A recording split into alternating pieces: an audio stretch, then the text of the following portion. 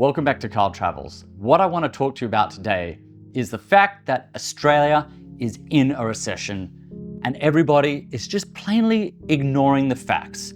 So today I actually want to go through some of the facts with you. The facts that prove that, well, sadly, this country is going down the gurgler. Now, there are several reasons why this is happening.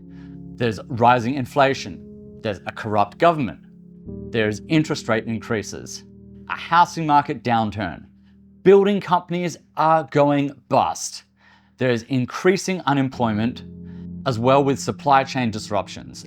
One of our biggest exports is the mining and the coal and all our natural resources, and other countries are buying them now. Or we have a weakened Australian dollar.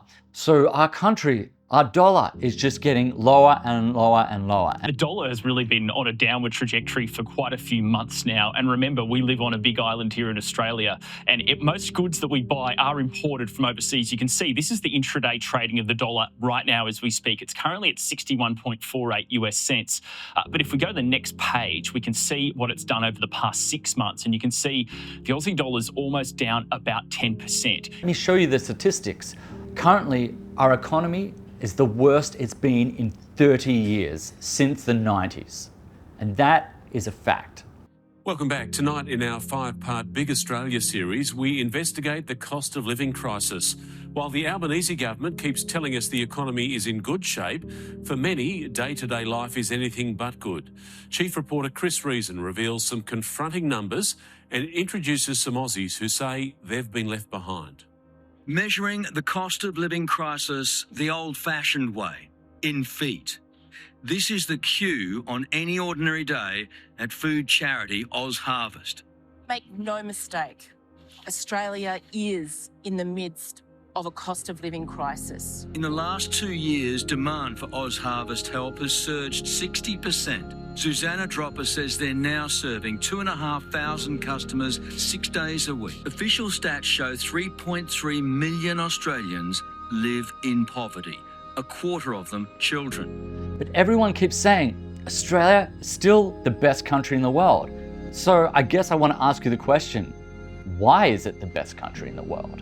What is so good about a high cost of living?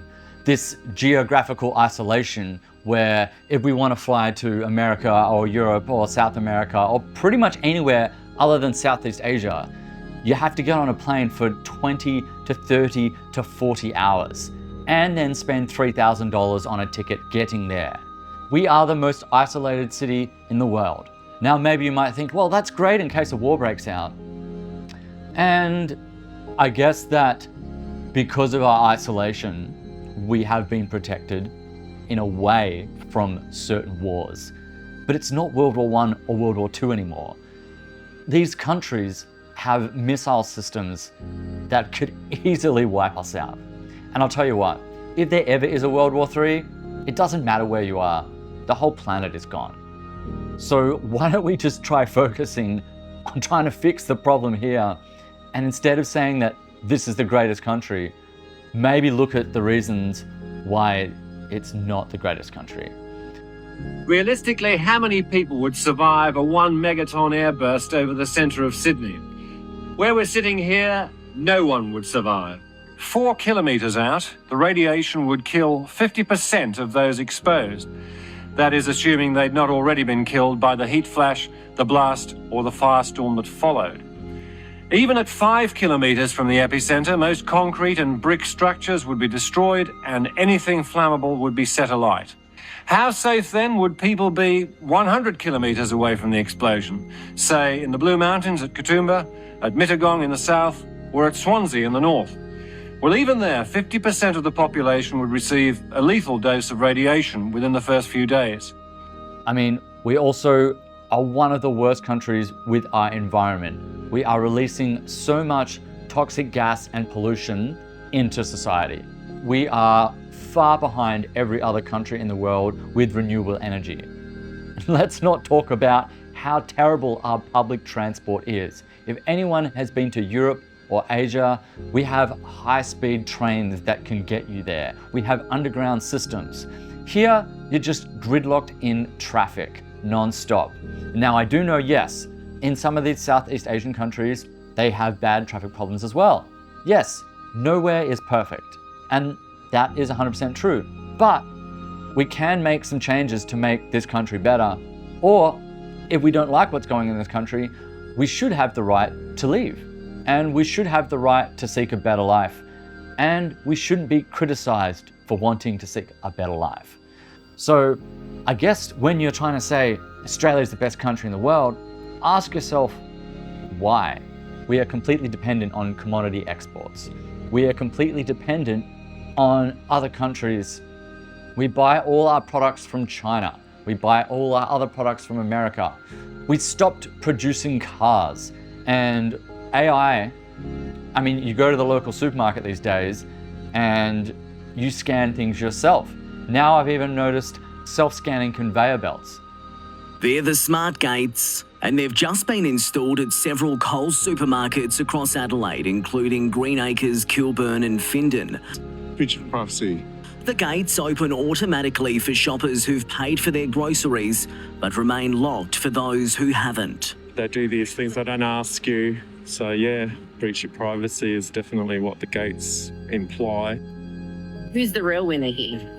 Not us, we're the suckers. The Shoppies Union says supermarket workers are already copping increased customer violence and warns locking them behind gates will only make things worse. We certainly don't think retail workers should be acting as security guards or loss prevention officers for these billion-dollar companies. There's no denying robots and automation are increasingly part of our daily lives. Just look around the grocery store or the highway, where before there was a person standing behind it. Not to mention the over-security. I'm sure if you've been to a supermarket recently, you'll notice there is a camera and a screen on everyone. Even there's people with cameras and screens on the people checking you. Have we gone too far? Has Australia become like Nazi Germany? The new Transport Minister says he's shocked by vision of ticketing inspectors assaulting passengers. They're images that leave the viewer almost as shaken as the commuters being roughed up. Well, made it. When we're airborne with Germany behind us, then I'll share that sentiment. The vision shocked me. I'd have to say it shocked me. State Ombudsman has taken the unusual step of making the CCTV vision public, showing inspectors using excessive force, ranging from one grabbing a passenger by the throat to another where two youths at the top of the screen have been thrown from a moving train. Tickets, please.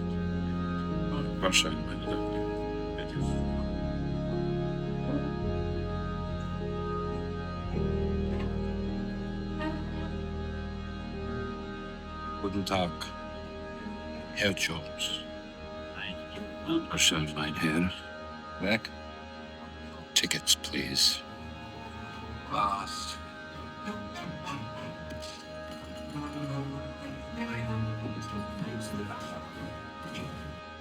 No ticket.